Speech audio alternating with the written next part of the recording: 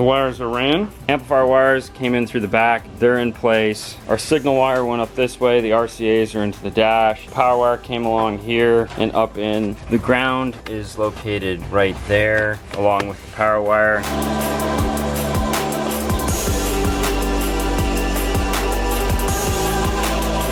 In the firewall, we ended up using the piece of tape here that was just blocking the hole like this. Punched that out, put a grommet in. Power wire came right through, runs along the factory wiring harness and into the main battery here. It has this giant cover over it. So we did our standard mount where we put the screw here with the fuse holder. It is a pain in the butt to get to this, but Fernando is more than willing to take it off to show you guys. And our fuse holder actually fit underneath it. Bolts into here, we added in this bolt to hold our mount so they can take this off. This whole thing will lift out of place and they can get to their battery and service it. With that all in place, the last thing we have is the radio sitting over here that needs to go into the dash. But before we do that, we're going to get all the running boards, the seat put back into place, and then we'll meet you in the dash.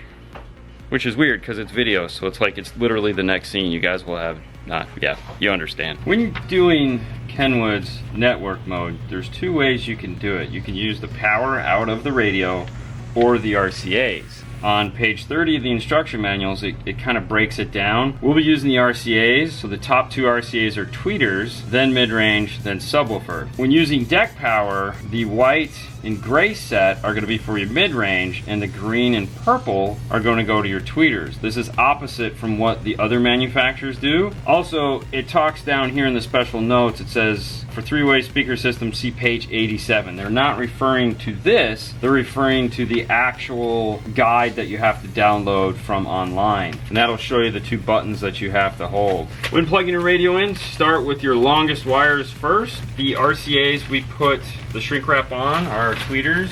Those will be on top. This radio has dual USB. One is in the glove box and one is down low in the dash here. When installing a Kenwood or JVC or any radio for that matter, there's a lot of aux style inputs on the back of the radio. Make sure you pay attention to where your Bluetooth mic is gonna go.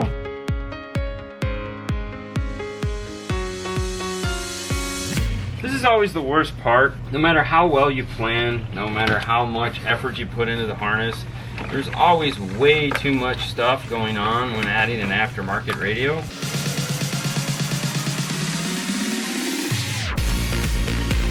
Set the clock, set up the color, turn off the demo. Now before we start jamming on it, we have to grab the instruction manual. Go onto the website, the manuals, under support, page 87. Put the radio in standby. Once in standby, hold the two outside buttons, so volume down and cam, press and hold. It'll pop up this that says switch crossover network mode. Select three-way, select yes. Turn back on your radio, hit menu, audio, go to your crossovers and speaker selection. And now what you'll see is something very similar, but there's speakers here and then speakers down here. And we have our high pass crossover, our band pass crossover, and our low pass crossover. For these tweeters, pick 25K, 24 dB, go to our band pass. Our low pass filter is going to be that same at 24. And our high pass, we're going to keep it low for right now just to hear what it sounds like because we don't have a subwoofer. So we'll start at 50 and see what happens. The crossover set, we can now test our system's volume, our polarity, and all those other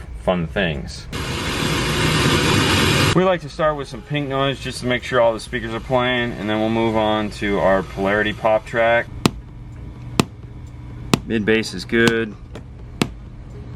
Tweeter's good. Mid bass good. Our tweeter's good. One last test we want to do is balance left and right. Go back into our menu, hit audio, balance and fader. And as you see, these two are grayed out. Go to the driver's side.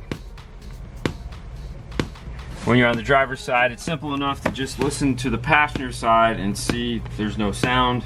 That's perfect. One of the cool features that Kenwood does offer in the radios is a center button. You can get onto some of our more basic, our steering wheel controls, CarPlay, make sure the microphone's doing what it needs to do. You know, just go through all the minutia stuff. Once that's done, we'll sit in the car and we'll take a listen to it.